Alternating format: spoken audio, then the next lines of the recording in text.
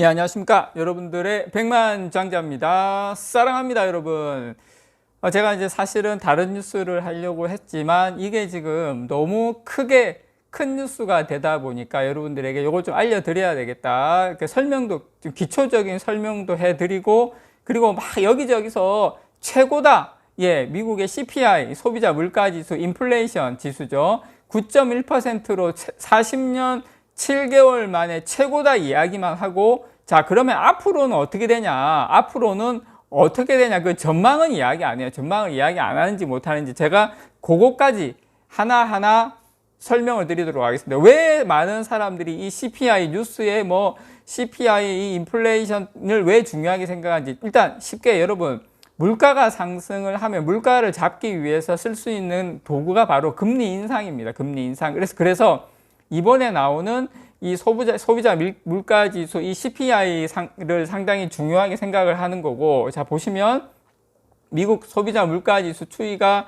5월 달까지 8.6%인데 지금 0.5%포인트 뛰어가지고 9.1%가 지금 되었습니다. 원래는 예상은 한 8.8 그 정도 예상을 했는데 예상보다 좀 많아요. 9.1이 되었어요. 이 정도 수치면 1981년 11월 이후 최대치입니다. 예, 40년 7개월 내 가장 높은 인플레이션이죠. 그래서 지금 금리도 이 정도 되면은 이제 금리도 이번 달에 자이언트 스텝으로 갈 가능성이 0.75%죠.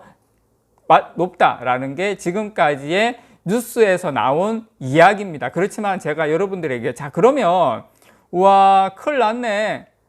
와, 이 금리 많이 오르네. 이제 거기까지, 이게 지금 이 지표가 6월 달입니다. 6월 달. 6월 달에 9.1%까지 간다는 거고. 자, 그러면 여러분, 이번 달까지는 증시나 이런 것들이 금리 인상할 때까지 흔들릴 수는 있겠지만 중요한 건 그 다음이잖아요. 그 다음. 우리가 장기 투자자 입장에서, 자, 그 다음은 어떻게 되는가가 그 사이트, 그 인사이트를 제가 여러분들에게 지금부터 알려드리도록 하겠습니다. 자, 저는 최근에 유가가 어떻게 됐습니까? 예, 유가 하락했죠. 농산물 가격 어떻게 됐습니까? 폭락했죠. 그래서 저는 지금 CPI 같은 경우에는 6월 달 기준으로는 상당히 높지만 최근에 유가와 농산물 가격이 하락을 했기 때문에 이 두 가지 의미에서 지금 중요한 긍정적인 신호가 나타났다. 저는 그 두 가지 긍정적인 신호를 여러분들에게 말씀을 좀 드리도록 하겠습니다. 사실은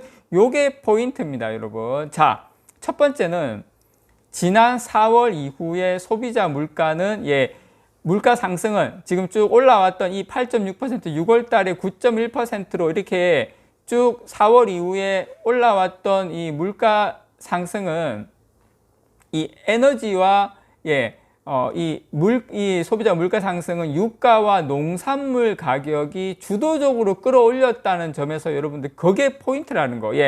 무슨 말이냐면 이번에 에너지와 식료품 가격을 제외한 근원 소비자 물가 상승률은 이미 지난 3월 달에 6.5%로 정점을 찍고 4월부터는 하락하기 시작했다. 무슨 말이냐면 에너지, 원유, 식료품 가격을 제외하고는 이미 3월 달에 정점을 찍었어요. 그런데 중요한 것은 유가와 농산물 가격도 최근에 6월 달에 어떻게 됐습니까? 많이 하락을 했습니다. 에너지 가격하고 식료품 가격도 6월 달에 이제 하락을 했기 때문에 이게 이제 지표로 나오는 것은 이제 7월 달 이번 달에 많이 하락을 했죠. 에너지 가격하고 식료품 가격이. 그래서 6월 달이 고점일 가능성이 상당히 높다. 지금 소비자 물가 상승률이 지난 3월 달에 8.5%에서 4월 달에 8.3%로 떨어졌다가 5월 달에 다시 8.6%로 올랐던 주요 원인은 뭐냐면 바로 유가와 식료품 가격 상승 탓이었던 셈입니다. 7월 달에는 내렸습니다, 여러분. 그래서 지난 6월 근원 소비자 물가 상승률은 5.6%로 지난 6월 6%에서 추가 하락하며 3개월째 내림세를 이어갔습니다. 무슨 말이냐면 유가가 하락을 하면 근원 소비자 물가에 이어서 전체 소비자 물가까지 고점을 치고 떨어질 것이 거의 확실시 된다. 무슨 말이냐면 6월 달엔 유가와 곡물가가 최고점이었다. 근원 소비자 물가, 이 유가와 곡물가 빼고는 이미 3, 4월 달에 다 꺾였다는 거예요. 그래서 7월 달부터 유가와 곡물가가 이제 꺾이기 시작했기 때문에 정점일 가능성이 높다. CPI, 소비자 물가 지수가 6월 달에 정점을 찍고 이제 내려올 가능성이 높다. 그러면은 어떻게 되겠습니까? 8월 달이 되면 다시 금리가 자이언트 스텝은 아닐 가능성이 높아진다. 지금 금리 때문에 온 세계가 난리지 않습니까? 자, 두 번째, 이 에너지와 농산물은 생활 필수품이에요. 무슨 말이냐면 수요의 변화가 크지가 않아요. 뭐 우리가 기름 넣는 거, 밥 먹는 거, 이거는 뭐 수요의 변화가 크지 않죠. 반면에 공산품처럼 인위적으로 공급을 늘리기가 어려워서 대개 공급 부족이 가격 상승의 원인이 되는 겁니다. 에너지도 그렇고, 에너지와 농산물 다 어디서 문제입니까, 여러분? 다 우크라이나와 러시아 전쟁 때문이죠. 그래서 이런 것 때문에 에너지와 농산물 가격은 이 금리 인상을 통한 수요 억제로 이 가격을 내리는데 한계가 있어요. 그래서 고공행진을 계속하면 어떻게 됩니까? 스태그플레이션, 고물가를 동반한 경기 침체, 물가가 높고 경기 침체 같이 오는 게 스태그플레이션인데 그런 빌미가 될 수 있죠. 그런데 최근에 원유를 비롯한 이 원자재하고 농산물 가격의 하락은 이 소비자 물가 상승률을 낮추고 이 스태그플레이션 위험을 줄일 수 있다는 점에서 저는 반가운 일이라고 생각합니다. 이번 7월 달에 그런 계기가 되는 거죠. 그리고 바이든 대통령이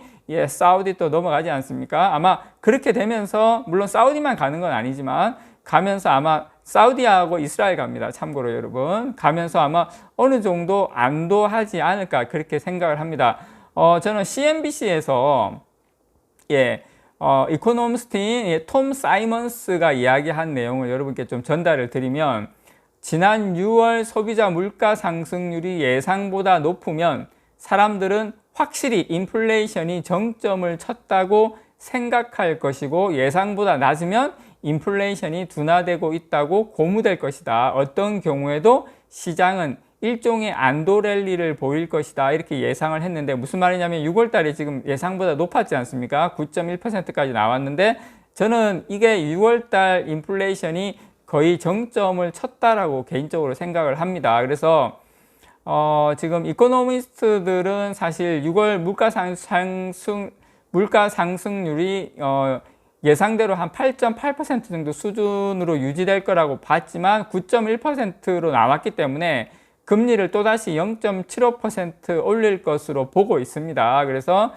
저는 요게 진짜 안 좋은 거의 시작이 아니라 안 좋은 거의 끝을 알리는 소식이 될 가능성이 상당히 높다라고 생각을 합니다. 물론 변수는 있습니다. 여러분, 변수는 있죠. 당연히 올 겨울의 유가 동향이죠. 여름이 지나고 이제 하반기로 갈수록 이 6월 달에 인플레이션이 고점이 될지 아니면 한 번 더 다시 새로운 고점이 올지는 모르죠. 왜냐, 그 유가와 곡물가의 상승이 가을 지나서 겨울로 가면서 또 다시 찾아온다면 지금 러시아하고 우크라이나 전쟁이 계속 또 가면서 상황이 악화가 된다면 그 공급 부족에 대한 그런 불안은 계속 이어질 수는 있겠죠. 물론 전쟁이 또 빨리 끝난다면 증시는 안도 랠리를 펼칠 가능성도 물론 있다라고 생각을 합니다. 그래서 여러분들께 제가 봤을 때는 2월 달이 최소한 단기 고점일 가능성이 높다. CPI. 그러면 금리는 이번 달 0.75%를 기점으로 이제 앞으로는 0.5, 그다음 0.25로 하향 안정화. 내년 되면 저는 여러분 내년을 생각하시기 바랍니다. 내년은 금리 인상 없어요. 제가 봤을 때 내년 이맘때면 금리 인하다라는 거 다시 한번 말씀을 드립니다. 이상 여러분들의 백만장자였습니다. 사랑합니다, 여러분.